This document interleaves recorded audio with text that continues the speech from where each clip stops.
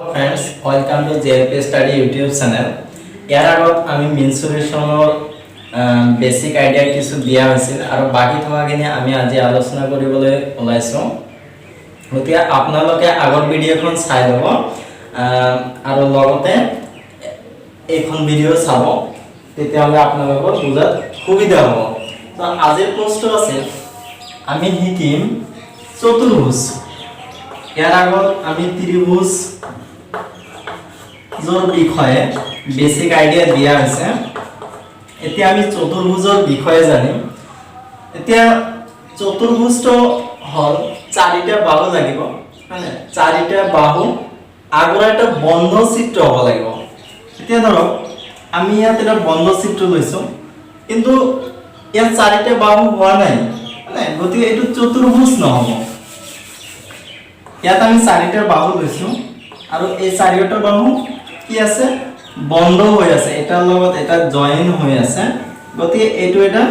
চতুৰ্ভুজ হ'ব। গতিকে চতুৰ্ভুজৰ সংজ্ঞাটো কি আছে, চাৰিটা বাহু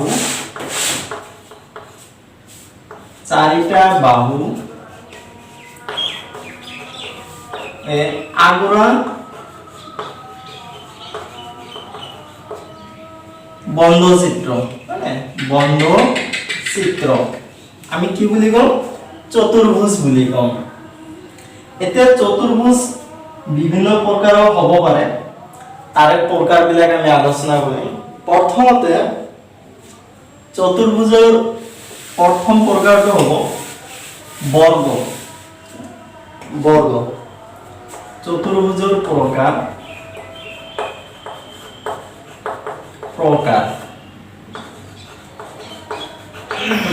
এক নম্বৰ আমি বৰ্গৰ কথা আলোচনা কৰিম। বৰ্গ কাক কয় আৰু বৰ্গৰ কালি পৰিসীমা কৰ্ণ কেনেকৈ উলিয়ায় সেই বিষয়ে আলোচনা কৰিম। এতিয়া বৰ্গ বুলি ক'লে যি চতুৰ্ভুজৰ চাৰিওটা বাহু সমান আৰু কোণবিলাক 90 ডিগ্ৰী হ'ব লাগিব।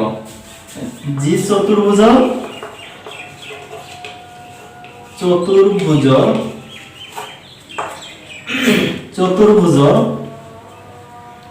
চাৰিওটা বাহু সমান, চাৰিটা বাহু সমান আৰু কোণবোৰ কিমান হ'ব, কোণবোৰ 90 ডিগ্ৰী কৈ হ'ব লাগিব। তেতিয়াহ'লে সেই চতুৰ্ভুজটোক আমি কি কওঁ, বৰ্গ বুলি কওঁ। আমি ইয়াত এটা ছবি আঁকিছো চতুৰ্ভুজৰ।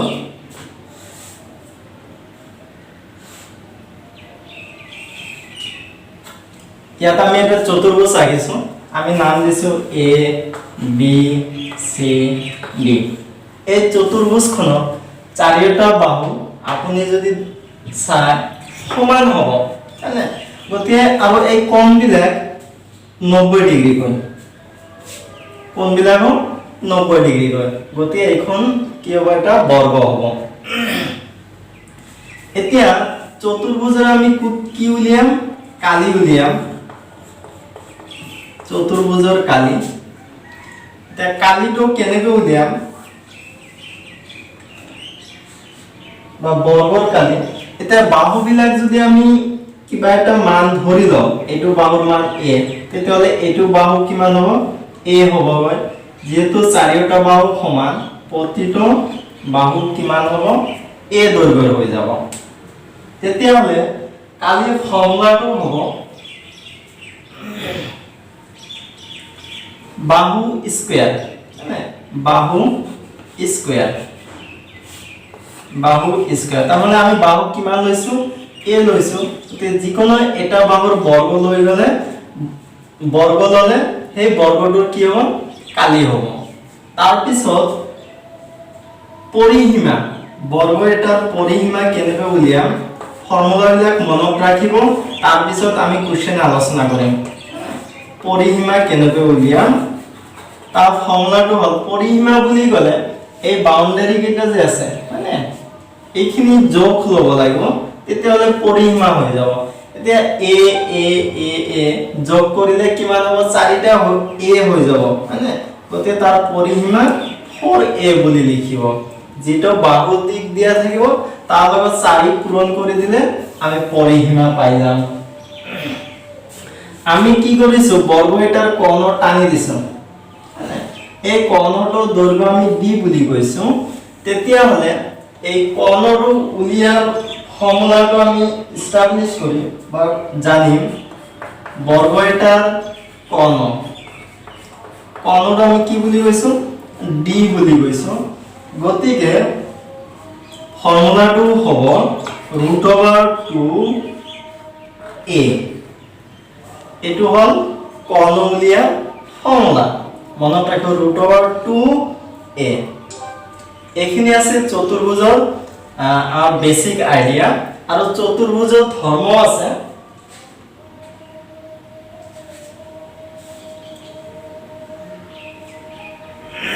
আমি ধৰ্মবিলাক পিছলৈ আলোচনা কৰিম এইখিনি আমি মনত ৰাখিম তাৰ পিছত 2 নম্বৰ আপোনালোকে লিখি লব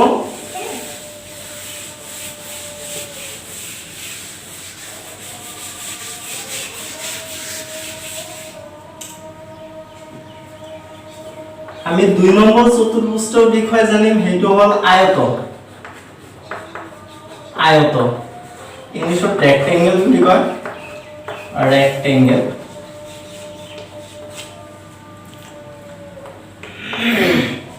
এতিয়া আয়ত বুলি কলে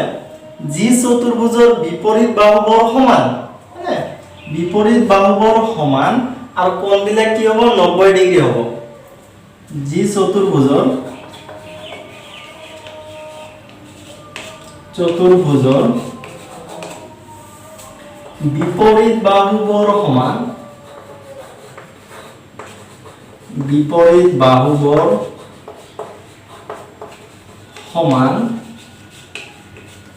আৰু কোণবোৰ কিমান হ'ব আৰু কোণ 90 ডিগ্ৰী হয় 90 ডিগ্ৰী হয় আমি তাক কি বুলি কম আয়ত বুলি কম আমি ইয়াত এটা ছবি আঁকিছো আয়ত এটা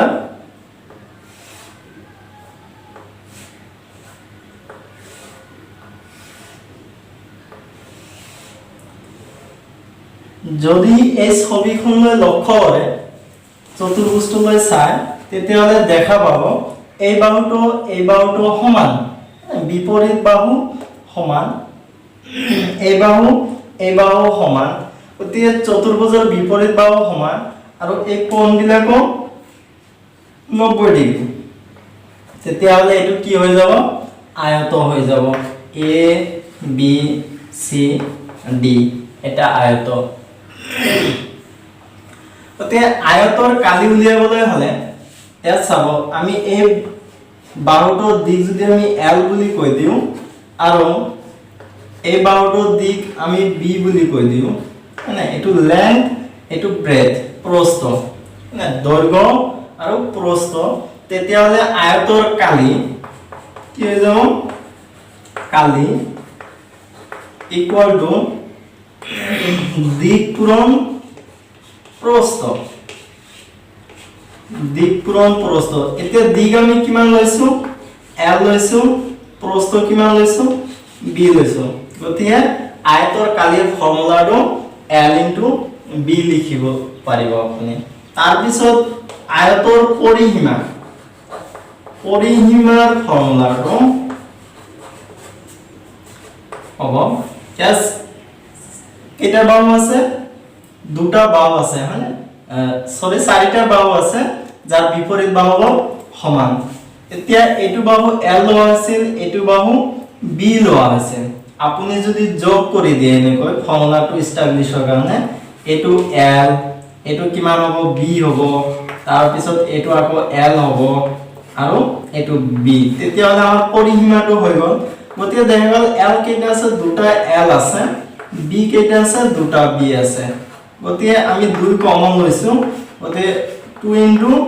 * l + b গতিকে আয়তৰ পৰিসীমাৰ ফৰ্মুলাটো হৈ যাব 2 * l + b যত l কি আছিল দৈৰ্ঘ্য b কি আছিল প্ৰস্থ এবাৰ আয়তটো আমি যদি কোণটো টানি দিম এই কৰ্ণটো উলিয়াৰ ফৰ্মুলাটো কি হ'ব আয়তৰ কৰ্ণ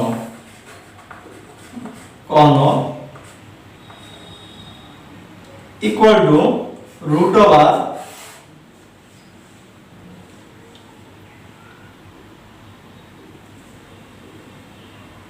L square plus B square এই কৰ্ণটো আমি d বুলি কৈছো তেতিয়া হলে কৰ্ণ যদি d হৈ যায় d ৰ মানটো হ'ব L square আৰু এটো কিমান আছিল b আছিল এই দুটা স্কয়াৰ কৰি বৰ্গ কৰি তাৰ যোগফলৰ বৰ্গমূল উলিয়ালে আমি কি পাই যাম কৰ্ণ পাই যাম এই তিনিটা ফৰ্মুলা আপোনালোকে মনত ৰাখিব আমি কোৱেশ্চনত ব্যবহাৰ কৰিম তাৰ পিছত আমি জানিম 3 number Chaturbhuj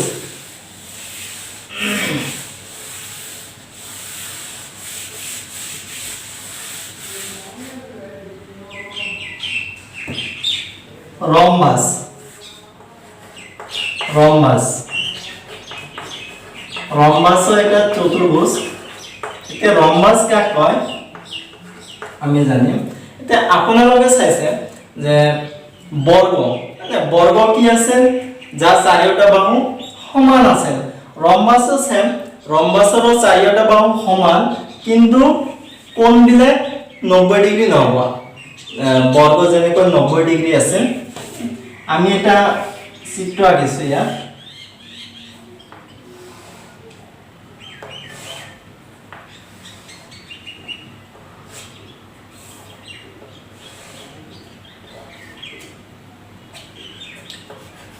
A B C D তেতিয়া হলে ৰম্বাসৰ কি চাৰিটা বাহু সমান চাৰিটা বাহু সমান আৰু এই কোণবিলাক সমান হ'ব বিপৰীত কোণবোৰ মনত ৰাখিব ৰম্বাসৰ বিপৰীত কোণবোৰ সমান হ'ব কিন্তু কোণবিলাক 90 ডিগ্ৰী নহব তাক আমি কি বুলি কম ৰম্বাস বুলি কম এতিয়া ৰম্বাসৰ বাহুবিলাকৰ দৈৰ্ঘ্য আমি যদি ল a গতি এইটো বাহু কিমান হ'ব a হ'ব এইটো বাহু a এইটো বাহু a হৈ যাব তেতিয়া হলে ইয়াৰ কালি কি হ'ব কালি উলিয়াৰ ফৰ্মুলাটো উলিয়াৰ কাৰণে আমি কি জানিম কৰ্ণ জানিম এই কৰ্ণটোক আমি d1 বুলি কৈছো আৰু bd কৰ্ণটোক d2 বুলি কৈ দিছো তেতিয়া হলে ৰম্বাসৰ কালি হ'ব হাফ ইনটু কৰ্ণ দুডালৰ পূৰণফল এতিয়া কৰ্ণ দুডাল যি হ'ব এনেকৈ মনত ৰাখিব পাৰে কৰ্ণ দুডালৰ পূৰণফল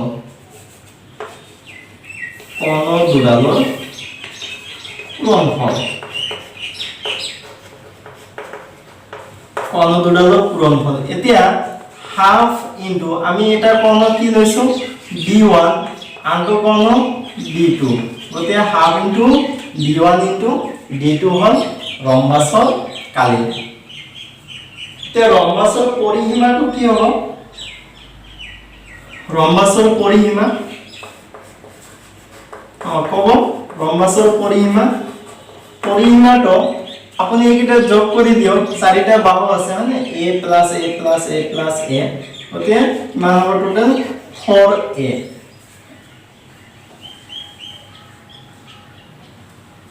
এতিয়া ৰম্বাসৰ যিকোনো এটা বাহু উলিয়াবলৈ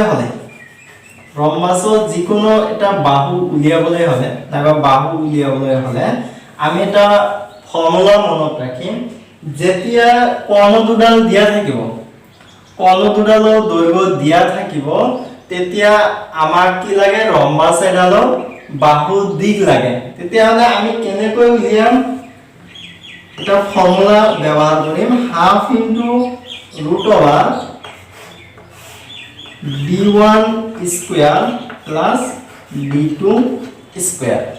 half into d1 square plus d2 square এটু ফর্মুলা মনত ৰাখিব ইয়াৰ পৰা কোশ্চেন আহিব ইম্পৰ্টেন্ট আছে এইখিনি আছে ৰম্বাসৰ কালি পৰিসীমা আৰু বাহু উলিওৱাৰ ফৰ্মুলা তাৰ পিছত আমি জানিম আন এটা চতুৰ্ভুজটো হল সামন্তৰিক আপোনালোকে লিখি লব নাইবা স্ক্ৰিনশ্বট মাৰি লব মনত ৰাখিবৰ কাৰণে সামন্তৰিক 4 নম্বৰ চতুৰ্ভুজ সামন্তৰিক তে সামন্তৰিক কয় যি চতুৰ্ভুজৰ বিপৰীত বাহুবোৰ সমান আৰু সমান্তৰাল তাক সামন্তৰিক বুলি কোৱা হয় আমি ইয়াত এটা চিত্ৰ আঁকিছো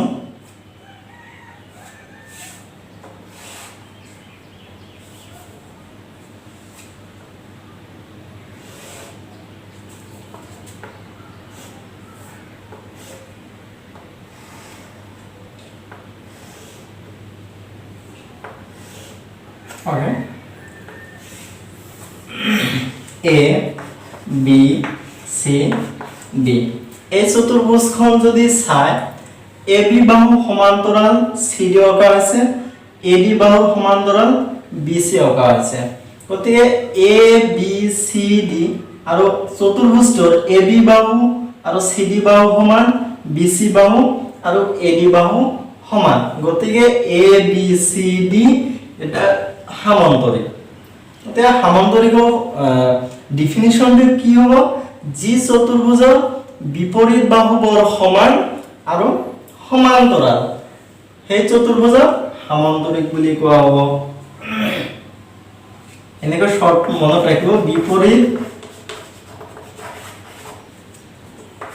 বাহু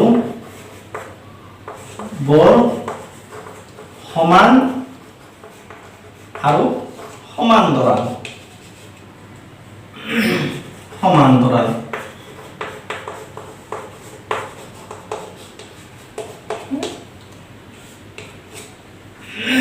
এইটো সামন্তৰিক হ'ব এতিয়া সামন্তৰিক এটা কি লাগে কালি উলিয়াবৰ কাৰণে সামন্তৰিকৰ কালি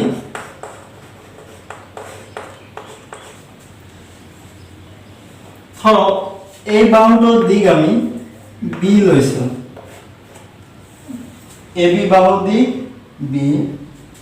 BC বাহুৰ দিক A বুলি লোৱা হ'ল আৰু ইয়াৰ কোণ টানিব পাৰি আমি কোণ AC আৰু BD এবাৰ এই সামন্তৰিকটো ইয়াৰ পৰা এটা যদি লম্ব টানা হয় লম্ব এটো এটা উচ্চতা হৈ যাব মানে সামন্তৰিকটোৰ উচ্চতা এতিয়া সামন্তৰিকটোৰ উচ্চতাটো এখিনি যদি আমি h বুলি লওঁ তেতিয়া হলে সামন্তৰিকৰ কালি হ'ব ভূমি ইনটু উচ্চতা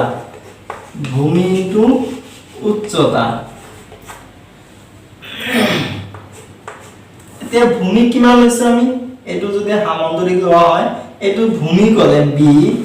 ইনটু উচ্চতা কিমান লোৱা হৈছে h লোৱা হৈছে গতিকে সামন্তৰিকৰ কালি উলিয়া ফৰ্মুলাটো হ'ব b ইনটু h যত b ভূমি h উচ্চতা তাৰ পিছত সামন্তৰিকৰ পৰিসীমাৰ ফৰ্মুলাটো হ'ব পৰিসীমা ইকুয়াল টু এয়া চাৰিটা বাহু b a এটো b হ'ব এটো a হ'ব কাৰণ সামন্তৰিকৰ বিপৰীত বাহুবোৰ সমান গতিকে যোগ কৰি দিলে আপুনি এটো ফৰ্মুলা পাব 2 into a plus b formula আহি যাব গতিকে সামন্তৰিকৰ পৰিসীমা উলিয়া ফৰ্মুলাটো কি হ'ব 2 ইনটু a প্লাস b যেনেকৈ আয়তৰ ফৰ্মুলাটো পাইছে মানে সেম একে ধৰণৰ ফৰ্মুলা মনত ৰাখিব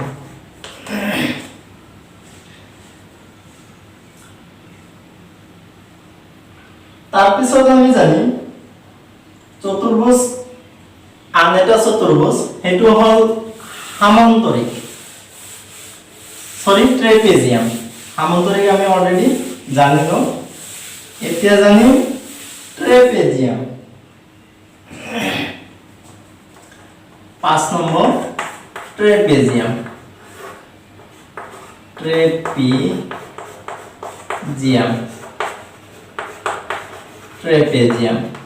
এতিয়া ট্ৰেপেজিয়াম কাক কয় যি চতুৰ্ভুজৰ মাত্ৰ এজৰ বাহু সমান্তৰাল তাই আমি ট্ৰেপেজিয়াম বুলি কম তাৰ কোনো কোণৰ উল্লেখ নাই যিকোনো এজৰ বাহু সমান্তৰাল হলে হ'ল এ বি সি ডি এটা চিত্ৰ আঁকিছো মানে নাওৰ নিচিনা দেখা হৈছে তে আপুনি যেনে ইচ্ছা তেনে আঁকিব পাৰিব এজৰ বাহু সমান্তৰাল হলে হ'ল এ বি আৰু সি ডি আমি ইয়াত এই এ বি আৰু সি ডি বাহু দুটা সমান্তৰালকৈ আঁকিছো গতিকে এ বি সি ডি এটা কি হ'ব ট্ৰেপেজিয়াম হ'ব সংজ্ঞাটো কি আছে যি চতুৰ্ভুজৰ এজৰ বাহু সমান্তৰাল এজৰ বাহু সমান্তৰাল এতিয়া এই বাহুটো যদি আমি বি বুলি কৈ দিও আৰু এই বাহুটো এ কোৱা হয় আৰু ইয়াৰ উচ্চতা যদি h হয় তেতিয়া হলে সামান্তৰিক ট্ৰেপেজিয়ামৰ কালি হ'ব ট্ৰেপেজিয়ামৰ কালি সংজ্ঞাটো হ'ব হাফ ইনটু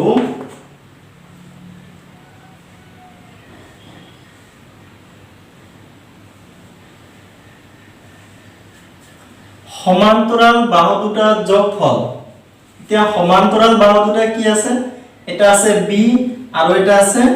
এ এই দুটা বাহু যোগ কৰক এ প্লাস বি মানে নাইবা বি প্লাস এ একে কথা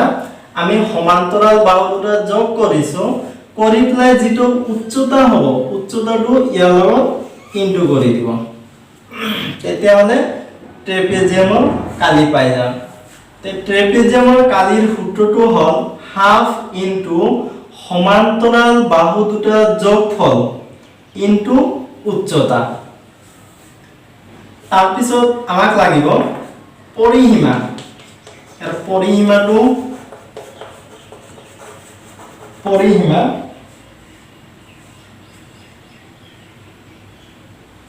পৰিসীমাটো উলিয়াৰ কাৰণে আমি এইটো যদি সি বুলি কৈ দিও আৰু এই বাহুটোৰ দিক যদি ডি কোৱা হয় তেতিয়া হলে কি হ'ব গোটে বাহুকেইটা যোগ কৰিলে আমি পৰিসীমা পাই যাম গতিকে এ বি সি ডি একেটা যোগ কৰক এ প্লাস বি প্লাস সি প্লাস ডি গতিকে এইটোৱে হ'ল ট্ৰেপেজিয়ামৰ পৰিসীমা সূত্ৰ তাৰ মানে চাৰিটা বাহু যোগ কৰি দিলে হৈ গ'ল এইখিনি আছে আমাৰ চতুৰ্ভুজৰ ধাৰণা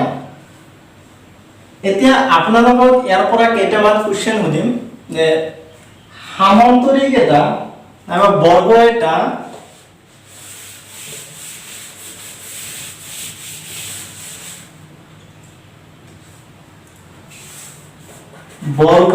এটা আমি কোৱেশ্চন লিখিছো বৰ্গ এটা ৰম্বাস হ'ব পাৰেনে ৰম্বাস হ'ব ইয়াত যদি অপচন দিয়া হয় পাৰে বি নোৱাৰে সি দুয়োটাই কিবা এটা অপচন দিয়া থাকিব এনেকৈ দুয়োটাই সি এটাও নহয় তেতিয়াহলে কোন আনসার কি হ'ব বৰ্গ এটা ৰম্বাস হ'ব পাৰে নোৱাৰে এটাও নহয় এতিয়া বৰ্গৰ সংজ্ঞাটো কি আছে যি চতুৰ্ভুজৰ চাৰিওটা বাহু সমান আৰু কোণবোৰ 90 ডিগ্ৰী আছিল হয়নে আৰু ৰম্বাস কি আছিল যি চতুৰ্ভুজৰ চাৰিওটা বাহু সমান আছিল মানে আৰু বাহুবোৰ সমান্তৰালো আছে গতিকে ইয়াৰ লগত কিবা সদৃশ পাইছেনে মিল পাইছেনে আপোনালোকে বৰ্গ এটা ৰম্বাস হ'ব পাৰিব ৰম্বাস এটা কেতিয়াও বৰ্গ হ'ব নোৱাৰে এটো মনত ৰাখিব বৰ্গ এটা ৰম্বাস হ'ব পাৰিব বৰ্গ এটা আপুনি ৰম্বাস বুলি ক'ব পাৰিব গতিকে এনসাৰটো কি হ'ব পাৰে সেম একে ধৰণৰ কোশ্চেন হ'ব পাৰে সামান্তৰিক এটা ৰম্বাস এটা সামান্তৰিক হ'ব পাৰে নে ৰম্বাস এটা সামান্তৰিক হ'ব পাৰে নে পাৰে ৰম্বাস এটা সামান্তৰিক হ'ব পাৰিব সামান্তৰিক এটা ৰম্বাস হ'ব নোৱাৰিব কেতিয়া হ'ব সামান্তৰিক এটা ৰম্বাস যেতিয়া তাৰ চাৰিওটা বাহু সমান হ'ব গতিকে আমাক ক'ব লাগিব সামান্তৰিক এটা ৰম্বাস হ'ব নোৱাৰে তাৰ পিছত আমি জানিম বৃত্ত এখানে আছে চতুৰ্ভুজৰ ধাৰণা এতিয়া জানিম বৃত্ত এতিয়া বৃত্তৰ কালি পৰিসীমা মানে তাৰ বিষয়ে আমি ধাৰণা ল'ম বেসিক আইডিয়াখিনি জানিম এতিয়া বৃত্ত কাক কয় আমি এটা নিৰ্দিষ্ট বিন্দু লৈছো ডেফিনিশনটো নিৰ্দিষ্ট বিন্দুৰ পৰা সমদূৰত্ব থকা সমান সমান দূৰত হ'ব লাগিব আমি এইখিনি দূৰত্ব লৈছো আকৌ সেম একেখিনি দূৰত্ব ইফালে লৈছো একেখিনি দূৰত্ব ইফালে লৈছো সমান সমান দূৰত্ব থকা যিমান বিন্দু বহাব আপুনি এনেকৈ এই গোটেই দূৰত্ববিলাক সমান হ'ব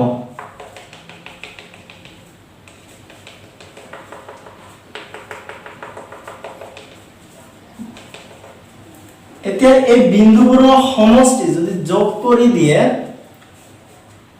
বিন্দুবিলাক আৰু যদি বেছিকৈ বহা যায় তেতিয়াহলে কি হ'ব এনেকুৱা ধৰণৰ আপুনি এটা বাউন্ডাৰি পাই যাব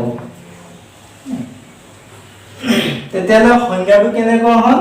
এটা নিৰ্দিষ্ট বিন্দুৰ পৰা তাৰ মানে এখন সমতল লাগিব আমি এখন সমতল বুলি কৈছো সমতলত এটা নিৰ্দিষ্ট বিন্দুৰ পৰা সমদূৰত্বত মানে সমান সমান দূৰত্বত থকা এবিলাক দূৰত্ব লৈছো আমি সমান সমান সমান সমান দূৰত্বত থকা আটাইবোৰ বিন্দুৰ সমষ্টিকে আমি কি বুলি কম বৃত্ত বুলি কম গতিকে এইখন আমাৰ বৃত্ত হৈ গ'ল এটা নিৰ্দিষ্ট বিন্দুটো এই বিন্দুটোক আমি কি বুলি কম কেন্দ্ৰ বুলি কম মনত ৰাখিব নিৰ্দিষ্ট বিন্দুটোক কি বুলি কোৱা হয় কেন্দ্ৰ বুলি কোৱা হয় তাৰ পিছত এটা নিৰ্দিষ্ট বিন্দুৰ পৰা আমি কি কৰিছিলো সমান সমান দূৰত্ব লৈছিলো মানে এই দূৰত্বখিনিক আমি কি বুলি কম ব্যাসাৰ্ধ বুলি কম ব্যাসাৰ্ধ বুলি কোৱা হ'ব এবাৰ এই বাউন্ডাৰিটো কি বুলি কোৱা হ'ব বৃত্তৰ পৰিধি বুলি কোৱা হ'ব বৃত্তৰ পৰিধি বৃত্তৰ পৰিধি এবাৰ আমি ইয়াৰ কিছু চিত্ৰ মুছি দিছো মাজৰ পৰা দি পেলাই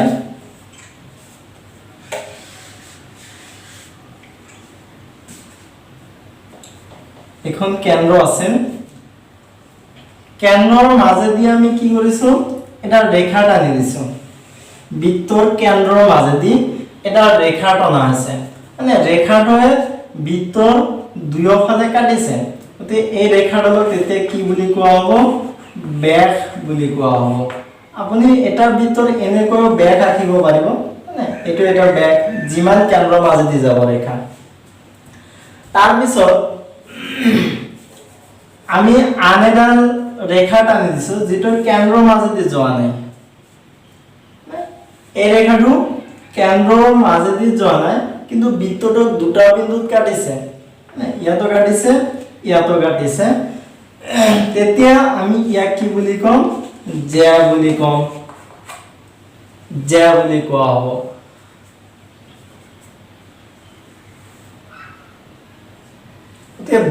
আমি কি কি জানিলো ব্যাসাৰ্ধ জানিলো জানিলো পৰিধি কেন্দ্ৰ কাক কয় ইয়াৰ পৰা আমি পাই গলো এতিয়া বৃত্তৰ কালি এতিয়া ব্যাসাৰ্ধটোক যদি আমি এইখিনি ব্যাসাৰ্ধ বুলি কোৱা হয় r বুলি কওঁ তেতিয়া হলে বৃত্তৰ কালিৰ সূত্ৰটো হ'ব কালি উলিয়াৰ সূত্ৰ পাই r স্কয়াৰ r হল বৃত্তৰ ব্যাসাৰ্ধ আৰু ইয়াৰ পৰিসীমাটো হ'ব 2 পাই r 2 পাই r এবাৰ এইটো আমি কি বুলি কৈছিলো ব্যাস বুলি কৈছিলো তেতিয়া হে ব্যাসটোৰ মান হ'ব ব্যাসটোক আমি যদি d দি বুজো তেতিয়া হলে 2r হৈ যাব তাৰ মানে ব্যাসাৰ্ধৰ 2 গুণ ইখিনি আৰু ইখিনি সমান মানে গতে এইখিনি r ইয়াৰ পৰা গতে r r কিমান হ'ব 2r হ'ব 2r হলে তেতিয়া হলে আমাৰ কি হ'ব ব্যাস হৈ যাব ব্যাস ইকুয়াল টু 2r এতিয়া পাই মানটো আপোনালোকে নিশ্চয় জানে 22/7 এইখিনি আছে আমাৰ বৃত্ত বেসিক আইডিয়া ভিডিওটো চোৱাৰ বাবে ধন্যবাদ আপোনালোকৰ যদি ক্লাছটো ভাল লাগে তেতিয়া হলে সাবস্ক্ৰাইব কৰিব লাইক কৰিব আৰু বাকি আপোনাৰ ফ্ৰেন্ড আছে শেয়াৰ কৰিব থ্যাংক ইউ